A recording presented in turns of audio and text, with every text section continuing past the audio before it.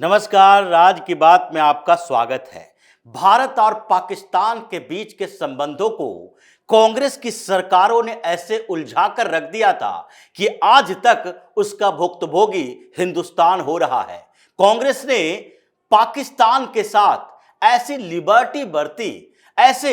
Behave किया, ऐसे पेश आया कि पाकिस्तान को मौका मिल गया हिंदुस्तान में अपने एजेंट को घुसाने का, गद्दारों को यहां के सरकारी सेवाओं तक में भर्ती करवाने का, पुलिस में, पैरामिलिट्री फोर्सेस में और यहां तक कि सेना में भी उसके एजेंट आते रहे और भारत सरकार को पता ही नहीं चला। लेकिन अब इन लोगों को बाहर निकालना पड़ेगा। ये भारत और पाकिस्तान का संबंध कांग्रेस के समय में जैसा रहा वैसा अब नहीं है और मोदी सरकार के आने के बाद कई ऐसे फैसले लिए गए जिसके कारण पाकिस्तान को झटके पर झटके लगे, उसकी समस्याएं बढ़ी, वो अपने एजेंट यहां भेज नहीं पाया। कश्मीर की पुलिस में भी कई पाकिस्तानी जो काम कर रहा था वो काम नहीं कर पाया, लेकिन फिर भी जो पहले से चल रहा था, जो पहले से नियुक्त किया गया था, जिन लोगों पर विश्वास किया जा रहा था, जो पॉलिसी बनी हुई थी, उसका खामियाजा तो भुगतना ही पड़ेगा। और अभी जो पाकिस्तान के खिलाफ फाइनल बार के अनाउंसमेंट की तैयारी चल रही है, ऐसे समय में सबसे पहले जरूरी है कि उन गद्दारों को बाहर निकाला जाए, उसे गिरफ्तार किया जाए, उसे सेना से, पैरामिलिट्री फोर्सेस से, कश्मीर की पुलिस से बाहर किया जाए और इसके लिए तैयारी जरूरी होती है। और तभी पीएम मोदी एक तरफ अंतरराष्ट्रीय मंच पर भारत के लिए समर्थन जुटा रहे हैं, यूएनएससी यानी सिक्योरिटी काउंसिल में भी भारत दमखम के साथ पाकिस्तान के खिलाफ सबूत पेश कर रहा है। वहां यूएन के अलावा यूरोपीय संघ में सारे देश भारत के साथ इसलिए खड़े हैं क्योंकि सारे के सारे कहीं न कहीं ये आतंकवाद और खासकर इस्लामिक आतंकवाद से परेशान हैं। अमेरिका भी भारत के साथ इस बार खड़ा है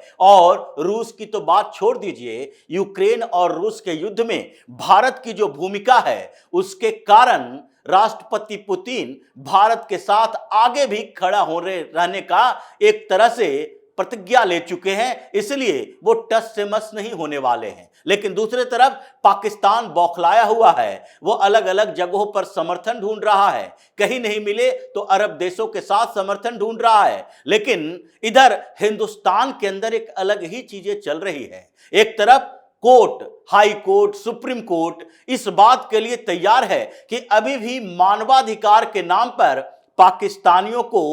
वापस भेजे जाने का विरोध करता रहे, और दूसरी तरफ सो कॉल इंटेलेक्चुअल जो कि कांग्रेस के घुसपैठिए हैं, वो सारे के सारे फिर से एक्टिव हो गए हैं कि उन लोगों को कैसे भेजा जा सकता है वापस जो बस 10-10 सालों से हिंदुस्तान में रह रहे हैं, जिनके बच्चे यहां पल रहे हैं। 80 साल का एक बुजुर्ग मर गया, वहां इसका इलाज चल रहा था और उसे डिपोर्ट किया जा रहा था, वो मर गया, तो उसकी जिम्मेदारी भारत सरकार की है कि इन मामलों में थोड़ी रियायत बरतें। ये सारे के सारे सुपर एक्टिव मोड में हैं। लेकिन दूसरी तरफ सरकार क्या कर रही है? सरकार खोज खोज कर निकाल रही है लिंक, कि जहां भी तुम्हारा लिंक होगा वो लिंक को तलाशेंगे और खासकर पैरामिलिट्री फोर्सेस में, सेना में इन बातों पर ध्यान दिया जा रहा है। अभी एक व्यक्ति सीआरपीएफ का जवान अपने आप को कहता है और वो हिंदुस्तानी है, लेकिन उस पर भरोसा अब नहीं किया जा सकता ऐसे समय में। क्यों? क्योंकि 1 साल पहले उसने शादी की और शादी पाकिस्तानी लड़की से की और नाम है मुनीर अहमद। ये हाई कोर्ट की शरण में गया हुआ है, हाई कोर्ट ने उसकी बात सुन भी ली है, लेकिन अब सरकार इस बात के लिए तैयार है कि इसे वापस नहीं लिया जा सकता। ये समस्या उसके साथ नहीं है, बल्कि कई और ये जो पाकिस्तानी एजेंट यहां बैठे हुए थे उन सब के साथ है, और इसलिए परेशानियां अब उन लोगों के लिए भी है जो हिंदुस्तान में रहकर पाकिस्तान का गुणगान करता है, पाकिस्तान से बेटी रोटी का संबंध स्थापित करता है और उसके अलावा वहां सूचनाएं देता है। पार्सल बंद हो गए, पोस्टल बंद हो गए और फिर पोस्टल सर्विस बंद होते इन लोगों ने एक नया रास्ता भी अपनाना शुरू कर दिया। अब तो हिंदुस्तान से पाकिस्तान जाने वाले कॉल के ऊपर भी प्रतिबंध लगाया जाएगा। यहां से वहां बात नहीं कर सकते, इंटरनेट पर भी पाबंदी लगेगी, रिस्ट्रिक्टेड होगा कि पाकिस्तान में ईमेल भी नहीं भेज सकते, न वहां से लाया जा सकता है। जैसे उसके सोशल मीडिया पर प्रतिबंध लगाया जा रहा है, हर रोज कुछ अकाउंट को ब्लॉक किया जा रहा है, उसी तरह इन लोगों का भी ब्लॉक किया जाएगा, क्योंकि जो माहौल तैयार हो रहा है वो माहौल तो उसी दिशा में है। लेकिन सबसे बड़ी समस्या ये पाक एजेंट जासूसों की है, जो पैरामिलिट्री फोर्सेस में है, जो कि आर्मी में भी है और जो जम्मू कश्मीर की पुलिस में है। और इसलिए इन लोगों पर एक्शन शुरू हो चुका है। मुनीर अहमद जिसने शादी की पाकिस्तान में, और वो भी पाकिस्तान में शादी कैसे, वीडियो कॉन्फ्रेंसिंग के थ्रू, और ये जो सीआरपीएफ के अधिकारी हैं वो बताते हैं कि ये आंशिक जानकारी इसने दी, पूरी जानकारी नहीं दी, और इसलिए इसके ऊपर कार्रवाई होनी चाहिए। ये डिसिप्लिन का मामला है, क्योंकि शादी की जानकारी तो होनी ही चाहिए डिपार्टमेंट को, लेकिन शादी भी तुमने पाकिस्तान में किया और वो भी ऑनलाइन शादी की। उसके बारे में शादी के बाद तुमने जानकारी दी, जब वो शॉर्ट टर्म वीजा पर हिंदुस्तान में आ गया, लॉन्ग टर्म वीजा की मांग करने लगा। अगर तुम्हें यह पता है कि हम शादी पाकिस्तान में करने जा रहे हैं, तो जब से तुम्हारे शादी का प्रोसेस शुरू हुआ और उस समय तुम्हें जानकारी देनी चाहिए थी उस लड़की के बारे में, क्योंकि हिंदुस्तान की सरकार को यह भरोसा नहीं करना चाहिए कि जो लड़की हिंदुस्तान आ रही है उसमें भी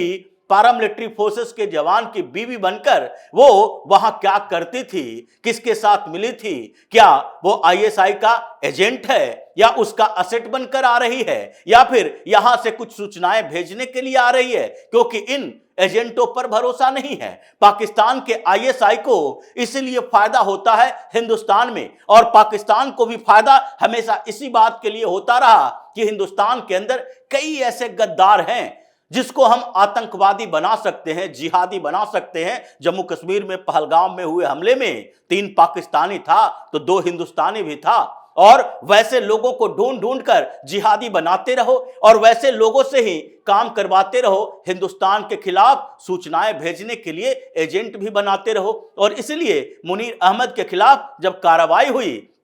तो वो सीधे हाई कोर्ट गया दौड़ते हुए कि अब यही एक जगह है जहां पर ये जज साहब को हिंदुस्तान, पाकिस्तान, जिहाद और ये टेररिज्म समझ में नहीं आता। उनको केवल और केवल समझ में आता है तो एक ही शब्द, मानवाधिकार, मानवीयता के नाम पर, ह्यूमैनिटेरियन ग्राउंड, और इसी ग्राउंड पर ये रोक लगाने की शुरुआत कर देते हैं। जैसे पिछली बार डिपोर्टेशन के लिए इफ्तिकार खान की बात है, ये जम्मू कश्मीर की पुलिस में और वहां पर नौकरी कर रहा है इतने सालों से, उसको अमरनाथ यात्रा में लगाया गया हथियार सहित, और वो कौन है, पाकिस्तानी नागरिक है, पाकिस्तान से आकर यहां बसा, और उसके बाद उसके बच्चे हैं। वो सारे लोग जो उसके परिवार के हैं उस पर कैसे सरकार भरोसा कर सके। तुम अगर मान लेते हैं कि कुछ समय के लिए हिंदुस्तानी हो भी गए, लेकिन फिर भी नागरिकता के लेवल पर क्या तुम अपने आप को समझा पाओगे जब हिंदुस्तान और पाकिस्तान के बीच इतने तनाव की स्थिति और वहां पर हमले होंगे और तुम्हारे ही कुछ भूले बिसरे परिवार वाले वहां से फोन करेंगे, वहां से सूचनाएं आएगी कि इस जगह पर भारतीय सेना ने अटैक कर दिया और वहां तुम्हारे सगे संबंधी मारे जाएंगे। तुम यहां पर चीखना चिल्लाना शुरू करोगे और तुम्हारे परिवार का कौन आतंकी बन जाए इस पर भरोसा नहीं किया जा सकता। जम्मू कश्मीर की पुलिस में काम कर रहा है और इन्हीं मामलों को लेकर उमर अब्दुल्ला भी प्रधानमंत्री मोदी से मिलने के लिए जब आया तो उससे भी यही बात कही गई कि जम्मू कश्मीर में आपको खुद पर यह बताना पड़ेगा कि कितना भरोसा इन लोगों का पर है, क्योंकि इन्होंने शिकायत की, कंप्लेन किया कि देखिए जिस तरीके से अभी घर ढाहे जा रहे हैं, बुलडोज किए जा रहे हैं, उससे समस्याएं हो रही है। कुछ लोग जो 5-5 साल से गायब है जम्मू कश्मीर से, यानी कि बॉर्डर क्रॉस कर चुका है, वो फिर वापस नहीं आया और उसके घर को गिराया गया है, उसका परिवार वाला उसमें रहता है, वो बेघर हो गया। लेकिन उमर अब्दुल्ला ने यह नहीं बताया कि जो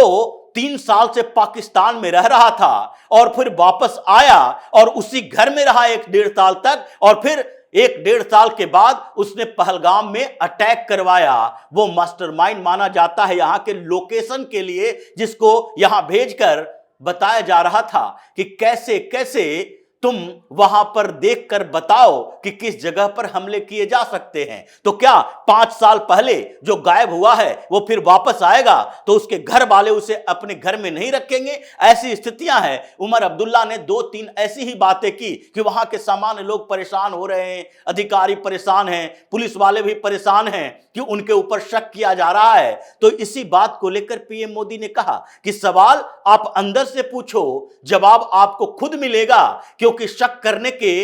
1-2 नहीं, कई वजह हैं और कई वजहों में से अभी जो पहलगाम में हुआ है उसके सारे